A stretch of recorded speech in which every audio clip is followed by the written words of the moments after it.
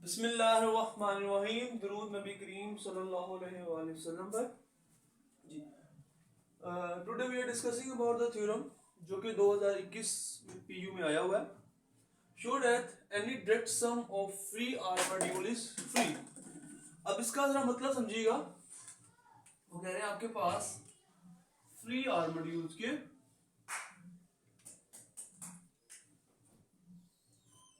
Free R modules है any, यहाँ पे मतलब आपके पास 1 2 3 4 एनी, मतलब हम यहाँ पे एन यूज कर सकते हैं कि एन हमारे पास कोई आर मॉड्यूल्स है।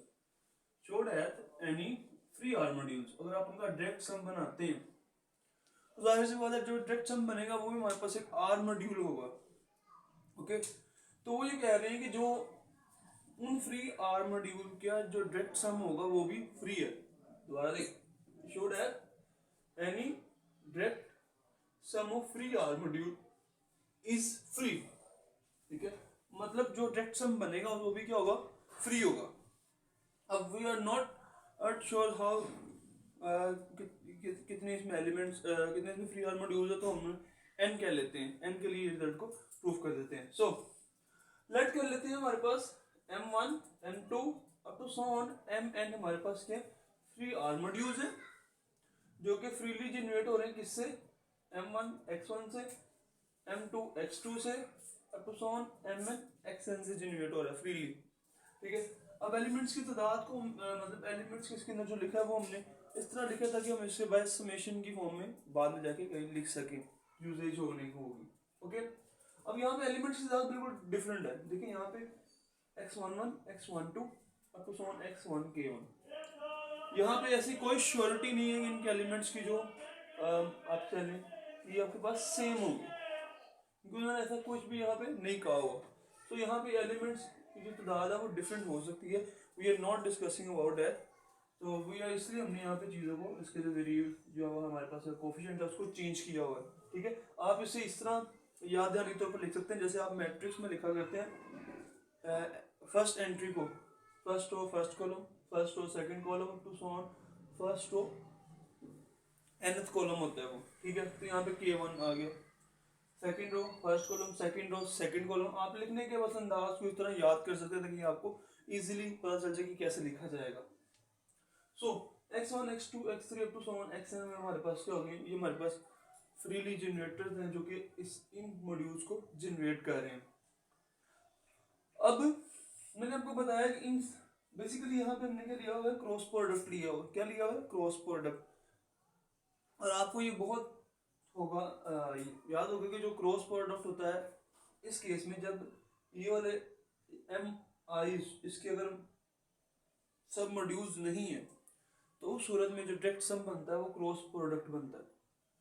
तो हमने लेट क्यों, हमने क्या, हमें पता है ये, हम इसको प्रूफ नहीं करेंगे क्योंकि हमारा इससे प्रूफ मजीद लंबा हो जाएगा। तो हम इसको मान लेते हैं कि एम हमारे पास जो कि इन सब का डायरेक्ट सम है, बेसिकली यहाँ क्रॉस प्रोडक्ट है, दोनों एक ही चीजें हैं, m1 cross m2 up to so on mn तक। ये हमारे पास क्या है, एक आर मॉड्यूल है। ठीक है, अब हमने शो क्या करना है, हमने ये शो करना है कि इनका जो डायरेक्ट सम है वो बेसिकली फ्री आर मॉड्यूल है। ओके, क्लेम हम कर लेते हैं कि m is freely generated by. अब हमने क्लेम कर दिया कि m फ्री मॉड्यूल है, लेकिन वो किससे जनरेट हो रहा है फ्रीली तौर पे, इस x से। और ये x के बराबर है x1 का क्रॉस प्रोडक्ट, x2 के cross product with x3 up to so on xn के क्रॉस प्रोडक्ट। ठीक है, मतलब इन सब की जो फ्रीली जनरेटर्स है उनका जो क्रॉस प्रोडक्ट आएगा ये m उससे फ्रीली तौर पे जनरेट हो रहा है। तो अब इसमें एलिमेंट्स कितने हैं, देखिए इसके एलिमेंट k1 है, इसके एलिमेंट k2 है, इसके एलिमेंट k3 है। अब तो समझ के इन सब का जो प्रोडक्ट है उसमें इतने एलिमेंट है। इसमें k1 पड़े हुए हैं, ठीक है, इसमें k2 है, उसमें k3 up to so on k इसमें एलिमेंट्स आ गए इस x में। सो अब हम इसकी वेरिफिकेशन पे जाते हैं जो हमने क्लेम की है। क्लेम फ्री जनरेटेड को हमने प्रूव करने के लिए याद है दो डेफिनेशंस का हमने स्टार्टिंग में पढ़ा था। हम यहाँ पे जो सेकंड वाली डेफिनेशन है उसको पिक करेंगे। सेकंड डेफिनेशन क्या थी कि हम कह रहे हैं कि अगर ये सेट इसको फ्रीली जनरेट कर रहा है तो दो प्रॉपर्टीज होल्ड करेगी। सबसे पहले इसका जो लीनियर स्पैन है वो इस सेट के बराबर होगा, and second the set is linearly independent. Okay, so now we are going forward verification. First we showed that the x spanning set x is equal to the m. ये हमें clear है as we clear कि x1 x2 up to so on xn का जो cross product है वो m से लाया करेगा, क्योंकि m में है किस तरह के एलिमेंट, इस तरह के। तो जो इसमें सेट पड़ा होगा जो इसका क्रॉस प्रोडक्ट इसमें, तो वो सारा जो भी होगा वो बेसिकली इसका एलिमेंट लाजमी होगा, ठीक है। अगर इसमें लाया कर रहा है तो इसका जो लीनियर स्पैन है वो भी क्या होगा, इसमें इसका सबसेट होगा m का। क्यों? क्योंकि m हमारे पास क्या एक r मॉड्यूल है, इसलिए ये जो हमारे पास लीनियर स्पैन ऑफ x है बेसिकली हमारे पास इसका सबसेट हो चुका है। मैं यहाँ पे x इसलिए कह रहा हूँ कि ये जो चीज़ है x के बराबर है। अब हम क्या करेंगे, दूसरी तरफ इसकी प्रूव करेंगे।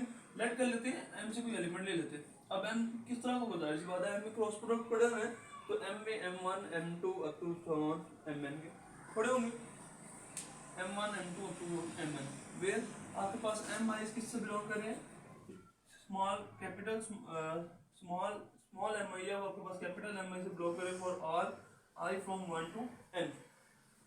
अब as we can write this as m1 0 0 plus 0 m2 0 0 up to so on plus 0 0 m, यहाँ पे m आना है, m n आएगा, ओके। अब यहाँ से हम m1 कॉमन ले सकते क्या होगा, 1 0 0 0 प्लस m2 कॉमन लिया तो 0 1 0 0, यहाँ से mn कॉमन लिया तो यहाँ पे लेते जा रहे हैं 0 0 0, यहाँ 1 आ गया। अब हम इसे लिख सकते हैं समेशन फॉर्म में i from 1 to n m i e है, ठीक है। फिर आपके पास m i है वो m i से कैपिटल m i से बिलोंग करेगा for all i 1 to n। अब जैसा कि हमें पता है कि यहाँ पे m i क्योंकि कैपिटल m i से बिलोंग कर रहा है, ठीक है, फॉर ऑल i का मतलब है यही चीज, ओके। 1 टू n की यहाँ डिस्कशन हो रही है, तो आप इसे मजीद क्लेरिफाई करके लिख सकते हैं ताकि i from 1 to n, okay. इसका मतलब है अगर वो किसी से भी, अगर ये एम आई कैपिटल एम आई से एग्जिस्ट करता है, आपके पास यहाँ पे रिंग के एलिमेंट्स एग्जिस्ट करेंगे सच दैट कि उनका जो लीनियर कॉम्बिनेशन होगा इस एम आई के जनरेटर के साथ हुआ क्या होगा, m के बराबर होगा। ऐसा क्यों हुआ, क्योंकि हमारे पास जो ईच एम आई है, जहाँ पे कोई भी एम आई है, वो हमारे पास क्या एक फ्री आर मॉड्यूल है। इसका मतलब है उसका कोई ना कोई यहाँ पे हमारे पास फ्री जनरेटर होगा, तो उसमें से हम कुछ भी x को कह सकते हैं। लेट्स सपोज वो x1 होता, हम m1 की बात कर रहे हैं, वो x1 होता, तो आपके पास कैसे एलिमेंट आते हैं, x11 x12 up to so on x1 k1, जिसको हमने रिंग के एलिमेंट से मल्टीप्लाई करना था, वो फिर m में उसमें आ जाना था, okay. So ri1 xi1 ri2 xi2 plus up to so on rin xin, okay. अब हमने यहाँ पे क्या किया, इसको समेशन फॉर्म में कन्वर्ट कर लिया आर आई जे, क्योंकि यहाँ पे आई तो आपके पास फिक्स रह रहा है, आई क्या रह रहा है, फिक्स रह रहा है। We have only changing this 1 1 2 2 and N N, तो we are converting into the summation form which is equal to summation J from 1 to N R I J X I J. So इस चीज को ध्यान से देखते हुए हम इसके आगे बहुत आसानी से इसको प्रूफ कर सकेंगे जी। तो हम यहाँ पर थे, मैं यहाँ थोड़ी सी मुझसे मिस्टेक हो गई थी, मैं उसको करेक्ट कर दूँ। ये जो आपके पास यहाँ पे जो j वेरी करेगा वो आपके पास 1 से k i तक वेरी करेगा। अगर आपको यहाँ पे वो पीछे थोड़ी सी वीडियो रिवाइज करें तो आपको देखो यहाँ पे k i था, ये जो आपके पास एलिमेंट से k वेरिएट हो रहे थे, k से वेरिएट होते थे, k1 k2 kn तक, ओके। तो यहाँ पे ये जो जे आई के आई से वेरिएशन हो गया, इसके के आई तक वेरिएशन होगा, ओके। सो मतलब एम को आप लिख सकते हैं J from 1 to N R I J X I J, ठीक है। अब आप इस एम की वैल्यू को यहाँ पे पुट कर दीजिएगा, ओके। आपने जब इस एम आई की वैल्यू को, तो यहाँ पे एम आई होगा एम आई एम आई, यहाँ पे इस एम आई की वैल्यू को आप यहाँ पे सब्स्टिट्यूट कर दीजिएगा, ओके। यहाँ पे हम ब्रैकेट्स को यहाँ पे इंटरचेंज कर देते हैं। सो जब ब्रैकेट्स हमने यहाँ पे इंटरचेंज की, कैसे कर सकते हैं, क्योंकि हमने पहले कहा हुआ है कि आपके पास m है वो आपके पास क्या एक आर मॉड्यूल है, तो आर मॉड्यूल होने की हैसियत से वहाँ पे हम अंडर एडिशन में आप वहाँ पे एसोसिएटिव लॉ होल्ड होता है, तो by these we can change the brackets. Okay, so अब आप देखिएगा यहाँ पे जो ये तो एलिमेंट रिंग है, ये एलिमेंट किसका है, हमें यहाँ पे क्लियर है कि ये जो एक्स आई जे ई आई है ये हमारे पास एक्स का एलिमेंट है। कैसे है इधर देख लेते हैं, x I J E I.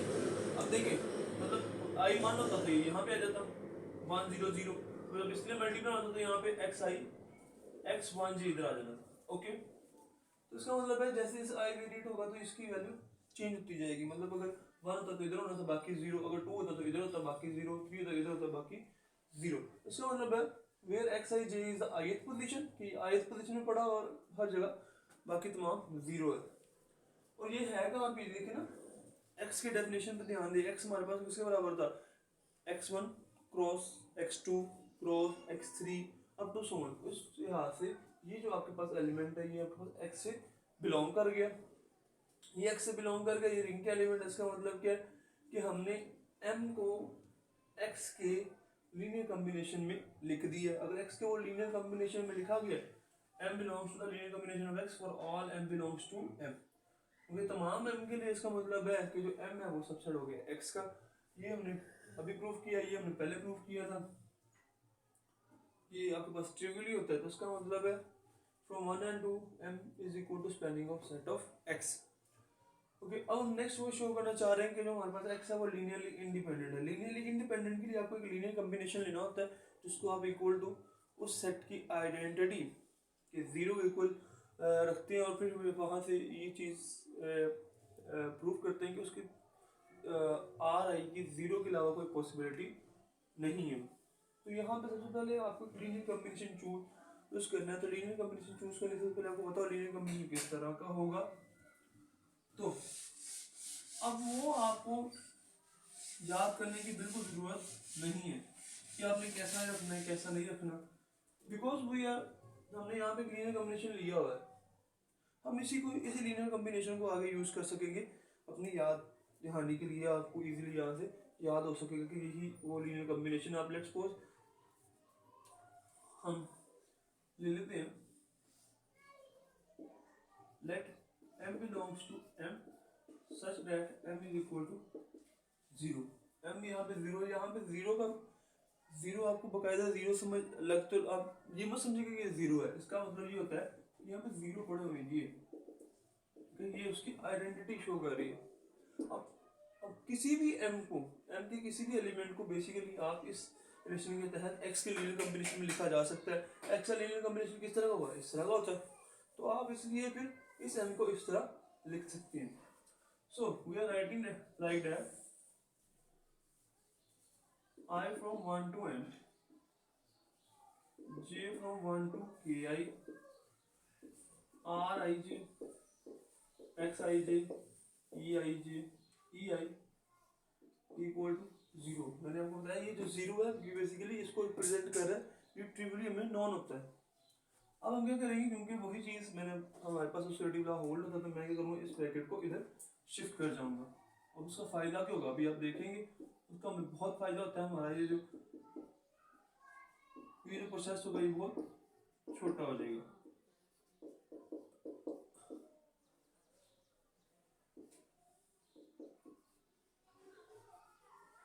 E I equal to zero.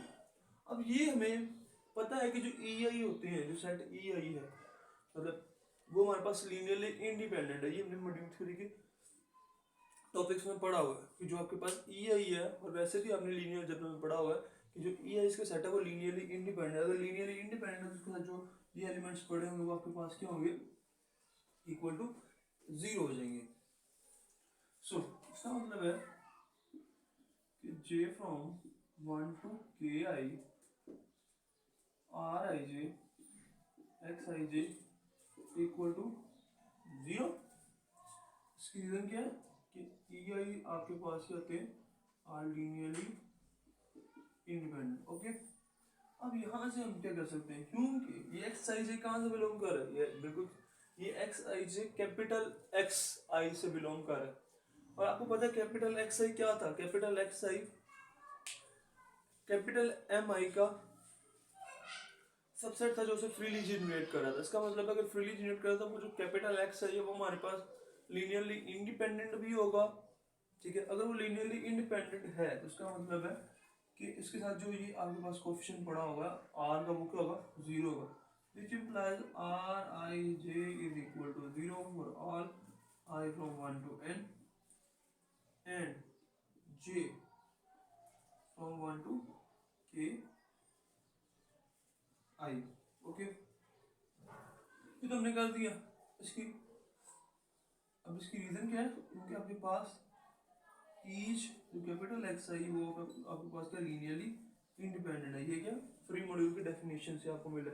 अब बेसिकली हमने यही शो करना था, जब भी किसी चीज़ को आप लीनियर इंडिपेंडेंट लेना था, आप एक लीनियर कॉम्बिनेशन लेते हो उसको आपने शो करना था उसके जो रिंग के एलिमेंट्स है उसको आपके पास जीरो के अलावा कोई ऑप्शन नहीं है, तो वही हमने शो कर दिया कि आर आई जे क्योंकि जीरो के इक्वल आ चुका है, तो उसका मतलब है which imply X is linearly independent. तो कॉन्सिक्वेंटली हमने ये शो कर दिया कि X M is freely generates by generated by X से वो फ्रीली जनरेट, और ये हमारे इस थ्योरम की प्रूफ हो चुका है। अगर आपको कुछ भी डिफिकल्टी हो तो आप मुझे व्हाट्सएप पर रब्ता कर सकते हैं। व्हाट्सएप का नंबर मैं डिस्क्रिप्शन में लिख दूंगा। अस्सलाम वालेकुम।